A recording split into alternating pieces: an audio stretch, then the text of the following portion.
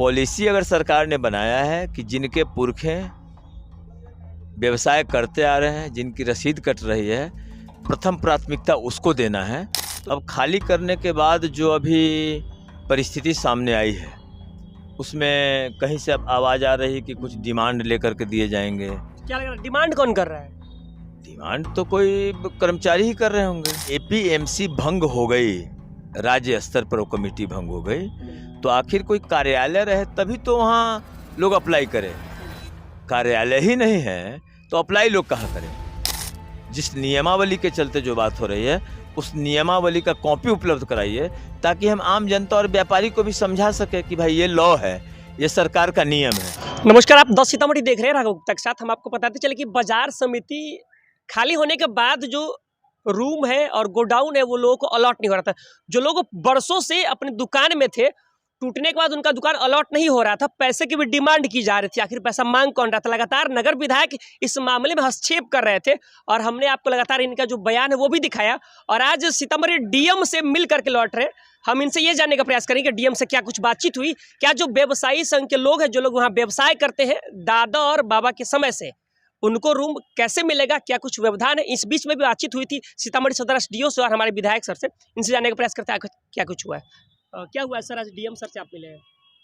DM साहब को मैंने कहा है कि बाजार समिति में आवंटन के विषय पर 10 बार चर्चा हो गई अनुमंडल पदाधिकारी से जी और जीरो ग्राउंड पे भी हम गए थे जी और हमने ये बताया कि तत्कालीन समाहर्ता मनीष कुमार मीना और तत्कालीन अनुमंडल पदाधिकारी राकेश कुमार, ये कहीं न कहीं बिहार में ही पोस्टिंग इनकी होगी, क्योंकि वो रिटायरमेंट एज में नहीं थे।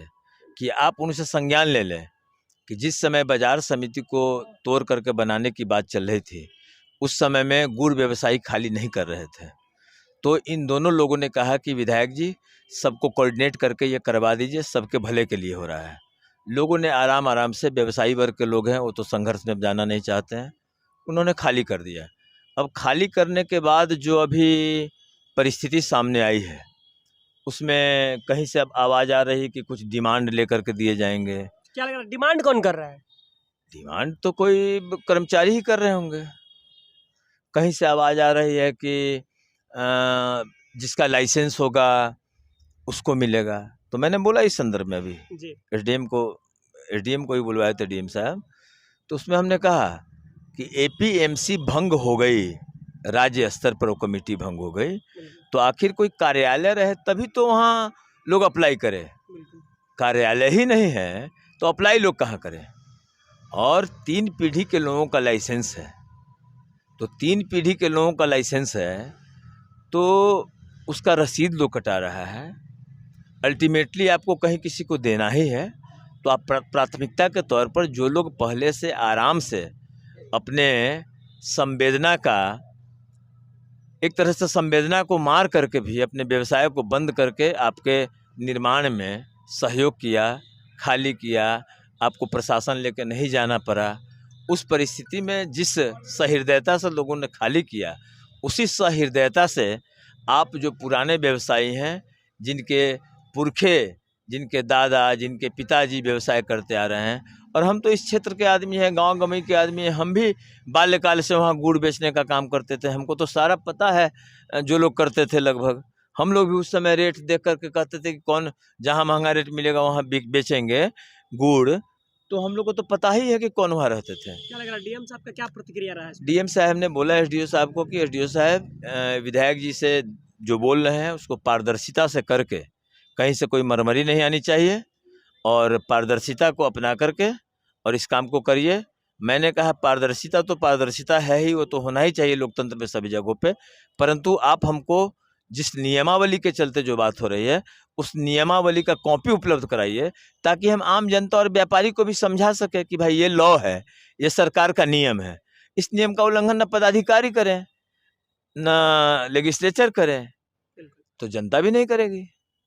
तो क्या लग रहा है कि कब तक जो मतलब व्यवसायी वर्ग के लोग हैं, फल की बात करें, गुड़ मंडी की बात करें, या फिर जो मतलब आलू प्याज बेच रहे हैं, इन लोग को क्या उम्मीद है, कब तक मतलब अलॉट हो जाएगा गोडाउन, उनका ऑफिस? सवाल फल मंडी का नहीं है, सवाल गुड़ मंडी का नहीं है, सवाल आलू प्याज का नहीं है, सवाल है पॉलिसी डिसीजन का। पॉलिसी अगर सरकार ने बनाया है कि जिनके पुरखे व्यवसाय करते आ रहे हैं, जिनकी रसीद कट रही है, प्रथम प्राथमिकता उसको देना है, तो चाहे वो गुड़ के व्यवसायी हों, चाहे फल के व्यवसायी हों, चाहे प्याज के व्यवसायी हों, चाहे अंडा के व्यवसायी हों, वो तो बाजार समिति है, वो तो व्यवसाय स्थल ही है। तो प्रथम प्राथमिकता जो बसे हुए लोग थे, बल्कि आप यूं कह सकते हैं कि जिन्होंने बाजार समिति को बसाया, गुड़ व्यवसायी बिल्कुल। या सभी व्यवसायी मिलकर बसाया, तो जिन्होंने जिस प्रांगण को बसाया उसको उस प्रांगण से उजाड़ने में कोई किसी प्रकार का बिचौलिया का माध्यम और आर्थिक दबाव में, चूंकि लोग लगातार व्यापार बंद है जब से कंस्ट्रक्शन हो रहा है, तो वैसे भी और घूस लेना और देना दोनों ही अपराध है। तो जो कर्मचारी इसकी मांग करते हैं या जो अधिकारी किसी माध्यम से करवाते हैं, मेरा तो सीधा मानना है कि मैं जब एमएलए हूँ, अगर मैं किसी घूस लेने वाले आदमी को प्रश्रय देता हूँ, इसका मतलब है कहीं ना कहीं मैं चोर हूँ, कहीं ना कहीं एमएलए भी घूस ले रहे हैं कोई। क्योंकि गंगोत्री से गंगा पवित्र निकलनी चाहिए। गंगा हरिद्वार में आकर के, बनारस में आके जब इंडस्ट्रीज होंगे तो वहाँ पोल्यूटेड होंगे, परंतु गंगोत्री से तो गंगा पवित्र निकलनी चाहिए। तो जो हेड ऑफ द इंस्टीट्यूशन ठीक से देखेगा तो मुझे लगता है कि इस पर अंकुश लगेगा। और ये लोग जो बिचौलिए लोग हैं, अपने तत्कालीन निहित स्वार्थ में 2005 तक का जो उससे पहले का शासन था, उसमें जनता जिस प्रकार भ्रष्टाचार से परेशान थी, और उस भ्रष्टाचार के तख्त को पलटने के लिए सभी जनता मिलजुल करके एनडीए की सरकार स्थापित की। तो जनता की भी अपेक्षा है कि पारदर्शी तरीके से काम हो, और एनडीए की सरकार है, हमारी सरकार है, हम अपनी सरकार में घूसखोरी और भ्रष्टाचारी को बढ़ावा नहीं देंगे। और मैं चूंकि जनप्रतिनिधि हूँ और मैं भी एनडीए सरकार का अंग हूँ, तो मैं ये आपके माध्यम से ऐसे कर्मचारी, ऐसे अधिकारी, सबों को मैं कहूँगा कि आप सभी भाई हैं, भारत माता के संतान हैं। 2047 का जो विकसित भारत का संकल्प है मोदी जी का, उस संकल्प को पूरा करने में अपना त्याग करिए। आप सोचिए कि ग्लेशियर पर कैसे रह करके सेना का जवान रक्षा कर रहा है, और आप कार्यालय में बैठ के ये अपेक्षा रखते हैं, तो बहुत खराब है। आपके शिक्षा का कोई मतलब नहीं। क्या लग रहा है डॉक्टर मिथिलेश कुमार के आने के बाद बिचौलिए हट जाएंगे? मुझे तो विश्वास है और मैं उसका प्रयास भी करूंगा। और आपको भी पता होगा, अभी 4 साल का जो मेरा कालखंड गुजरा है, उसमें आप देखे भी होंगे कि कहीं भी मैं बेबाकी से बातों को रखता हूं। मैं फर्स्ट ईयर एमएलए था और एनडीए की सरकार थी, फिर भी सीतामढ़ी में हमारे लोगों को गोली लगी थी।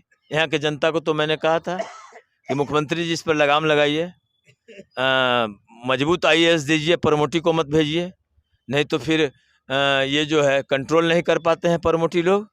यूथ को भेजिए, साउथ कैडर को भेजिए। और इस सरकार में भी लोग जंगल राज जैसा महसूस करती है। मैंने उस समय कहा था। बार बार आप जंगल राज की बात करते हैं। पिछले दफा हमने आपका वीडियो बनाया था, कुछ लोग कह रहे थे आप लालू यादव की बात क्यों करते हैं अपने इसमें, क्या कहना चाहेंगे उन लोगों को? जंगल राज की कल्पना तो करनी ही पड़ेगी ना अभी की तुलना में, क्योंकि अभी का जो मामला जिस विषय पर आप हमसे बात कर रहे हैं, तो जंगल राज से मुक्त हुई है यहाँ की जनता। तभी तो जनता ये अपेक्षा रखी है कि भ्रष्टाचार मुक्त काम होगा, कि हमने अपना सरकार बनाया तो हमारे सरकार में न्याय के साथ विकास, पारदर्शी काम, भ्रष्टाचार मुक्त काम हो।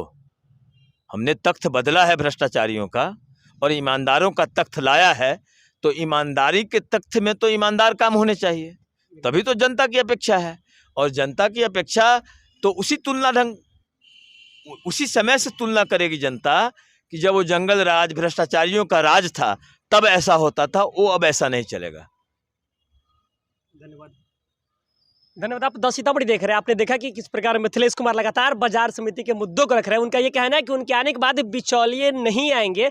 जो कर्मचारी पैसे का डिमांड करता है, डायरेक्ट नहीं इनडायरेक्ट कुर्सी के पीछे से, टेबल के नीचे से, वो बंद होना है।